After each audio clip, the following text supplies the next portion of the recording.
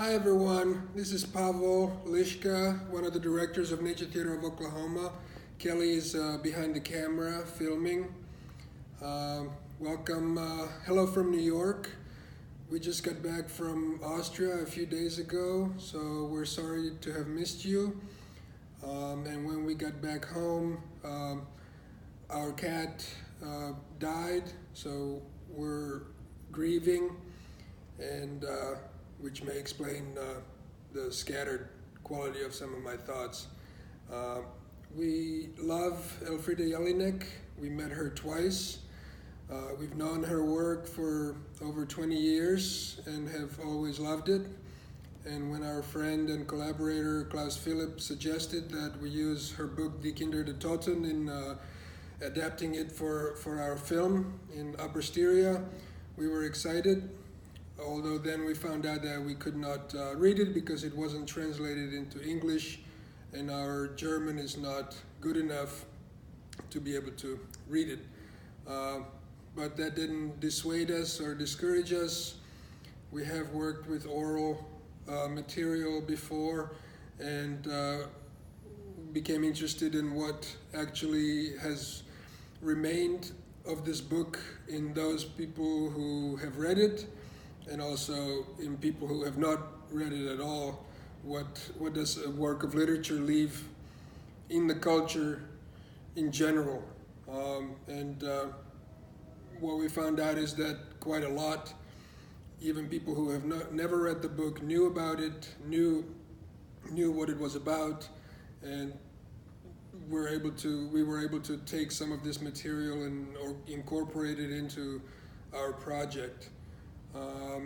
Everyone always warned us that Elfriede Jelinek is unapproachable, and we didn't find this to be the case. We met her the first time in Munich, where she lives part of the time, and she was the most welcoming and warm and generous person that we had ever met. I gave her a big hug, and maybe that's why she let us use her book for our adaptation. The second time we met her was in her apartment in Vienna, and that was also a really pleasant and friendly meeting. We talked about work, but also just about personal life, and get to know each other on friendly terms. We did get the chance to read about 100 pages of a rough translation of Die Kinder de Toten, just to get the flavor of the style of the book, which wasn't too dissimilar from her other work, so we didn't feel like we were missing too much. What we mostly talked about is the process of her working on the book and why she made it, and what was happening at the time of her writing it. And then we took the process that she used and applied it to our own process, and really tried to stay open and present in the region where we worked, and used whatever was there and happening around us all over the world as we were writing the script, which she has read and approved of, and then ultimately she liked the film, which she has seen recently.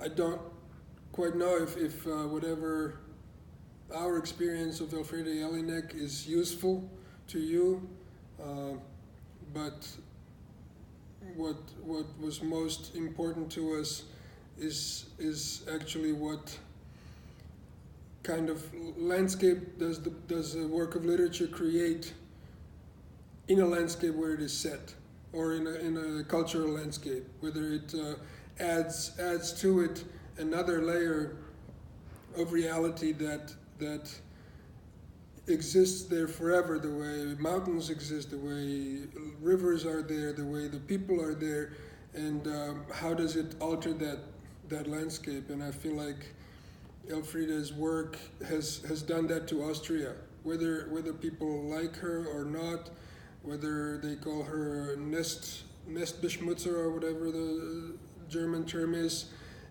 she has created mountains, and you know, there's a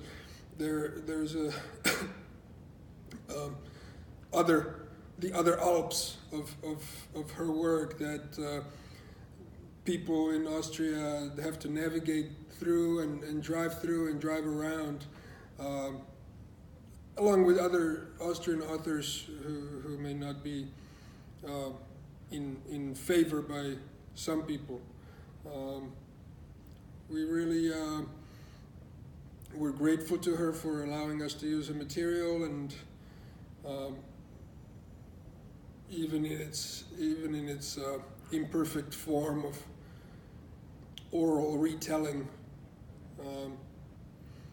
But when you go to Upper Styria, where Die Kinder der Toten is set, and some of her other books are set, I believe the Women as Lovers, which I'm reading now just because I can't get enough of Elfriede and can't let go.